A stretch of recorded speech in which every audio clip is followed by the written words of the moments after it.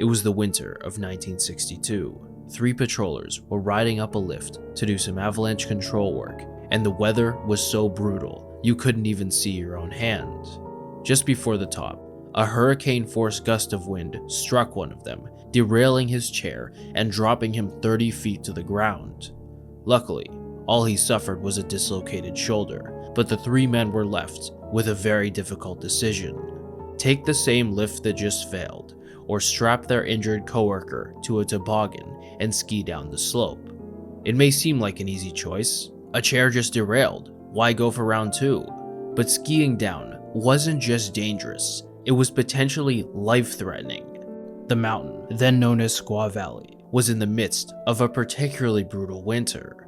Most of the avalanche zones had already been triggered, but no matter what they dropped on the head wall, it refused to slide.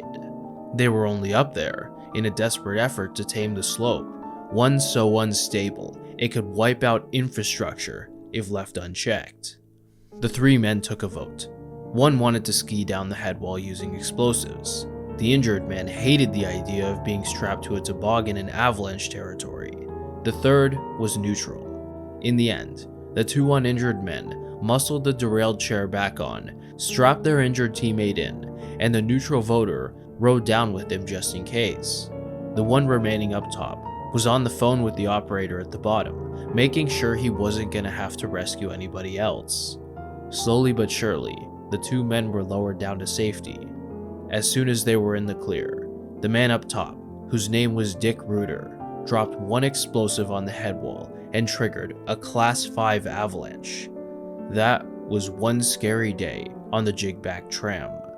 It's hard to imagine how this very lift came to be known for its gold standard of reliability. When we opened on Thanksgiving, we were financially in very bad shape. The one chairlift that we built got knocked down every year for the first 3 years by avalanches. To understand how this Frankenstein lift became the best option, we need to rewind a bit. From the day Squaw Valley opened in 1949, it had an avalanche problem. Its only lift, the Squaw one, was getting destroyed year after year, and a quick look at the map paints a pretty clear picture why. The end of the lift didn't go up to the peak. As a result, the unloading terminal was directly in the path of any avalanche that broke off the slope situated right above. At the time, avalanche control techniques were in their infancy. The tool at their disposal was ski cutting, breaking off a slab by skiing across it. Dangers aside, hiking from the top of Squaw 1 to the top of the head wall was no easy task in deep snow. It took several hours, and in order to properly mitigate the terrain, trips would need to happen frequently. Owner Alex Cushing knew that if Squaw Valley intended on not going bankrupt, rebuilding its infrastructure every year, there needed to be a better way up. Just one slight problem. In Korea, United Nations troops push on in the cautious advance against the communists. When the United States joined the Korean War, steel could not be used for recreational purposes, which is an issue if you're trying to build a chairlift.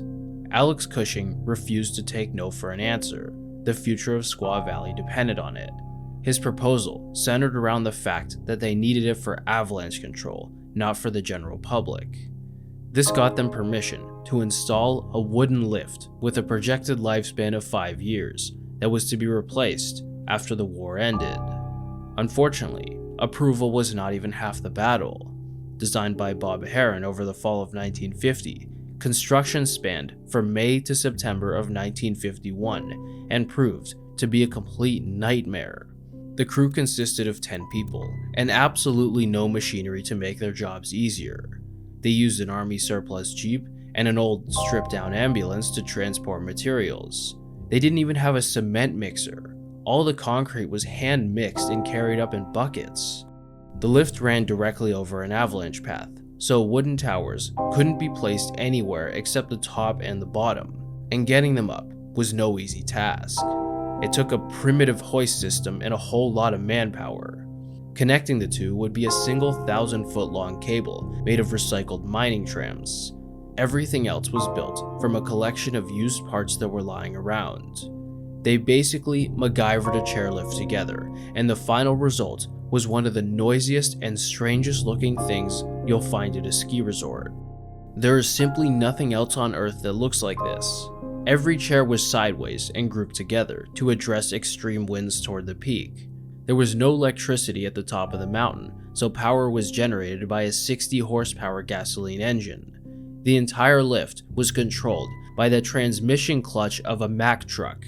This unholy concoction of materials got no official name because it was illegal to use beyond avalanche work. Many called it the jigback, a common term used for tramways that could run forwards and backwards. Those who had to get very familiar with it called it the Tunerville Trolley, which tells you everything about how they viewed it. If you were paying attention earlier, I said it was illegal to use outside of avalanche control. That's not exactly how it played out. The lift was in operation to the public until 1960. In one instance, Squaw's ski school director invited racers from the French national team up the jigback tram. When they were halfway up, the lift stalled and started rolling backwards. They were all forced to bail out, but fortunately, there was so much snow beneath them, nobody was hurt. One man who became very familiar with the jigback was ski patroller Dick Reuter. The lift was so exposed to the elements, he had to climb up with a hammer and remove ice from the cable on a regular basis. Every year, the steep terrain caused snow to collect at the breakover tower, requiring annual summer realignment. But maintenance aside, this lift stood the test of time shockingly well. Although it needed to run excruciatingly slow in high winds, it was the only lift that could even run in those conditions. The main issue was its ever so slight derailment problem, particularly as the chairs were passing the breakover tower.